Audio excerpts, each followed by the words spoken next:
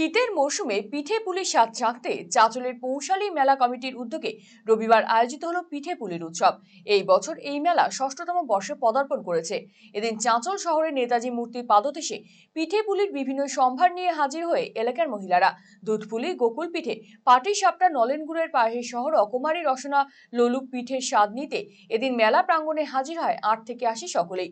প্রায় ১০টি স্টল দেওয়া হয়েছে এই উৎসবে। এটা আমাদের ৫ বছর ধরে চলছে।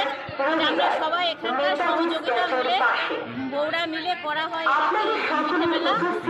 সবাই মানে জিনিসটা হয় একসাথে, যে যার এরকম সবাই বানাচ্ছে, তারপরে সবাই এরকম করে পিঠে, চিতই পিঠে, গোকুল পিঠে, রস বড়া, ধোসকা বড়া, চাট ঘুগনি, পায়েস, নলেন গুড়ের পায়েস ভিড় হয়েছে। মোটামুটি এখন হচ্ছে, কিন্তু এই রাস্তার জন্য আমাদের এইবারে